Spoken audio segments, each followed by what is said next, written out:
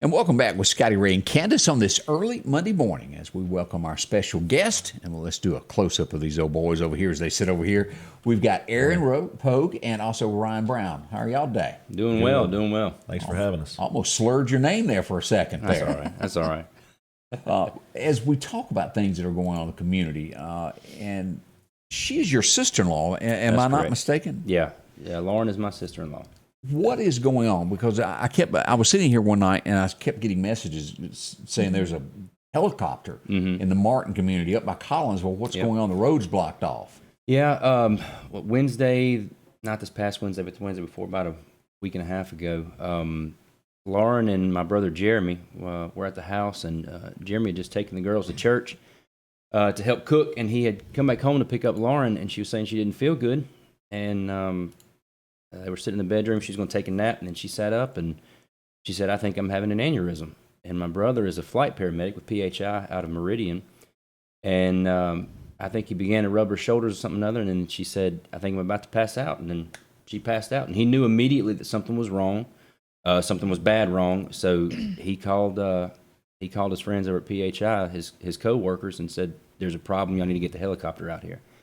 And it was a whirlwind. You know, we had no idea exactly what was happening. We got a phone call at the house from a friend of ours saying that there was a helicopter headed to Jeremy's house, and I don't know if they were doing some kind of training or something like that. And I called him, and it was all panic. But when it all settled down, she'd had a subarachnoid hemorrhage, so she had an aneurysm that bled, and went in for a treatment to put a coil in it. That was not successful, and they once they started the treatment, they realized it wasn't going to work. So then she had to have a craniotomy, and during the craniotomy, there were some complications. The artery ruptured. For the rest of us that don't know exactly, I really don't know what it is either. This is what is that as some form of surgery? The craniotomy is where they actually have to remove skull and go in and do the surgery directly on the aneurysm. The coil is basically a catheter that they send up through the artery.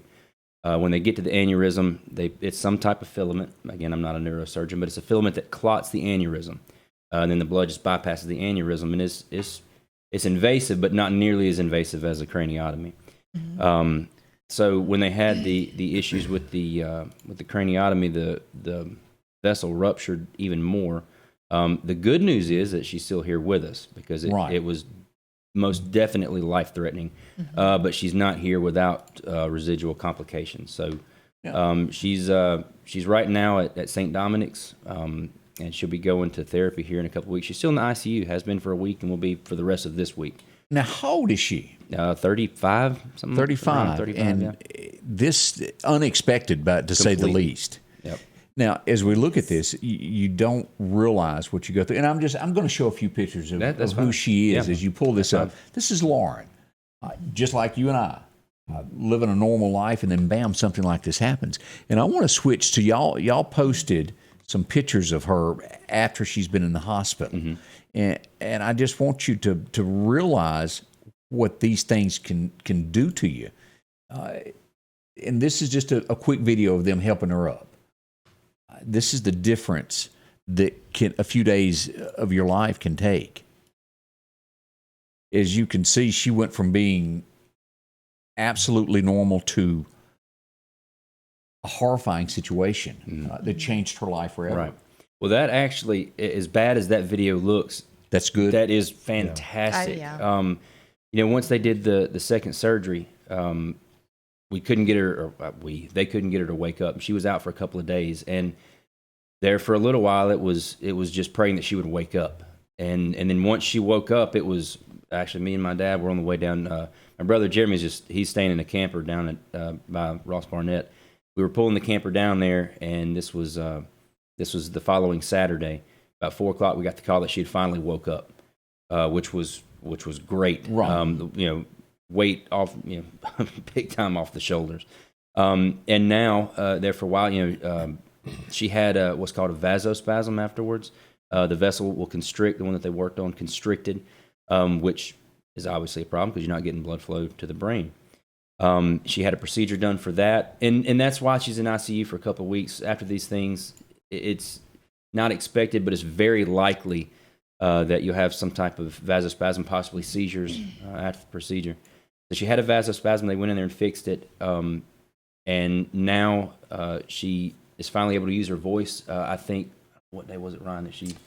That was probably Friday. Friday? I think it was Friday or She hadn't used her voice at all since the procedure, and finally, Jeremy asked her a question. She kind of made a no sound. That was the first time he'd heard her voice, which was another great thing. So the fact that we didn't know if she's going to wake up now that they're standing her up, and if you watch a little bit longer in that video, they say smile for the camera. And she turns and looks at my brother and just smiles real big. So that's just she's tremendous. she's understanding. Absolutely. She's understanding Yeah. what they're Yes. saying, and that is such a great. And if you study that video, step. you can see that she's actually putting forth the effort to stand up. Yeah, it's so great to see. It looks bad, but It's the alternate it's much better than the alternate. Now, does she recognize? Does she know everyone? Do you even know that? It's kind of hard to know. We think she knows. He FaceTimed with the girls. They have three little girls.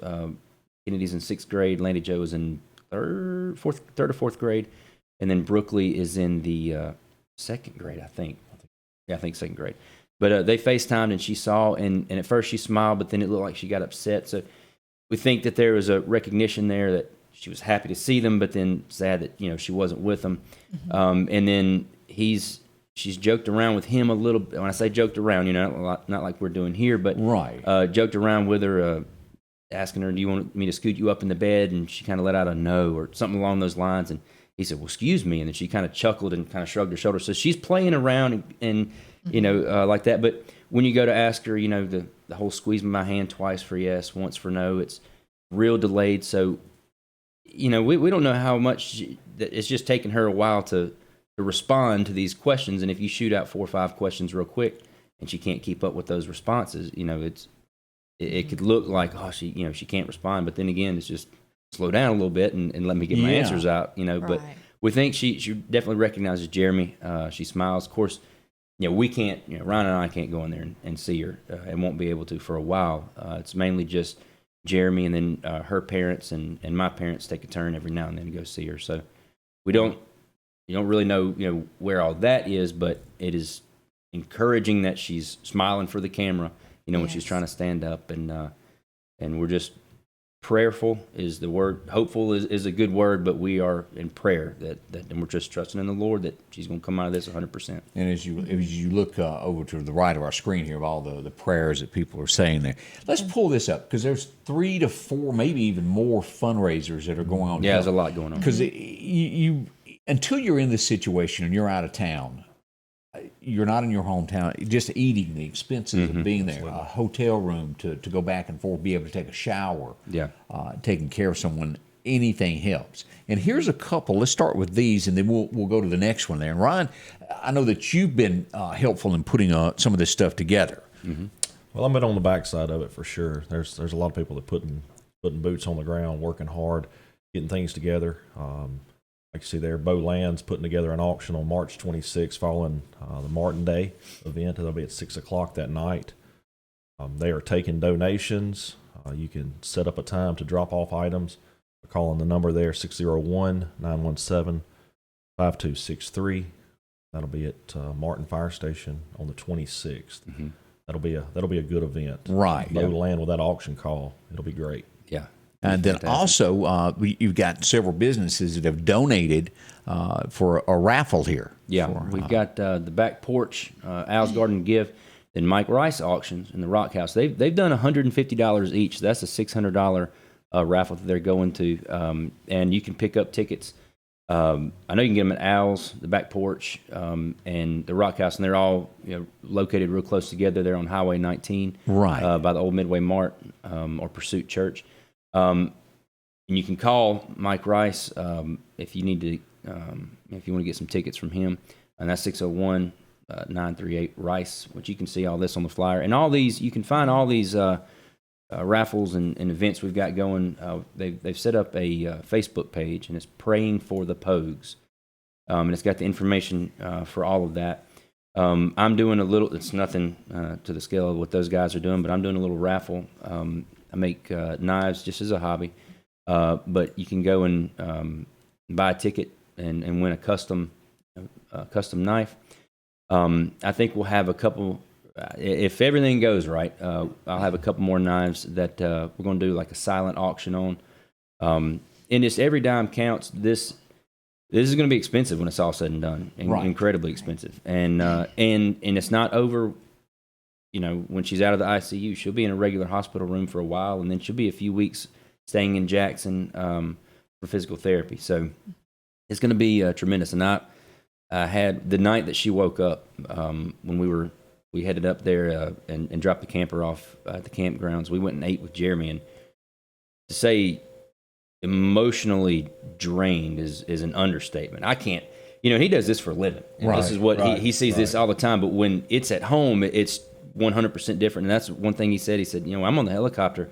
I drop him off at the hospital, and that's the end of my job. He said, I fly away and everybody else takes care of it. He said, I'm not used to this part of it. Mm-hmm. And, but I asked him, I said, what will the price on this be? And he dropped a figure that he said, I figured. And I was like, how will you pay that back? And of course, insurance will help out. But he said, $5 a month for the rest of my life, I guess. It's just staggering, what it will be at at the end of the day. I could build a couple of my houses, for that price. So, it's going to be a drop in the bucket. But, like you said, gas right now. I filled up my truck yesterday and the pump cut off, and I only got 3/4 of a tank, and it was done at $100 something. So, the gas to go back and forth, which they're staying there most of the time, but food and all that, this is all going to help, in the long run. Oh yeah, sure. I filled up my truck this week, $108. Yeah. And I got a small tank. Yes. Yeah. I filled up my wife's van yesterday, van, and it was $80 something. This is ridiculous. So, you have to think on that. And life goes on. I mean, he's over there taking care of Lauren, and I mean, they've got 3 daughters that, the lights are going to remain on at their house. Mm-hmm. He's got an army behind him, guys and girls that are doing anything they can. Holloway. Yeah. What's her name? Erica? Yeah, Erica. Doing t-shirts. We've got some t-shirts, but I'm wearing one of them. And they got a couple. This one's the guy-friendly one. It's got a nice square prayers for Lauren. I think they got one with sunflowers on the front. And it's got an image on the back that you can see. I'm not going to stand up and turn around on the camera, but you can see it on Facebook as well. But we're selling t-shirts. And I'll tell you, the outpouring has been tremendous. I mean, absolutely tremendous. And I was talking to Jeremy the other night, and I sent him some money, and he said, or I didn't send him some money. I said, hey, somebody donated some money for you. I'm going to put it in your account.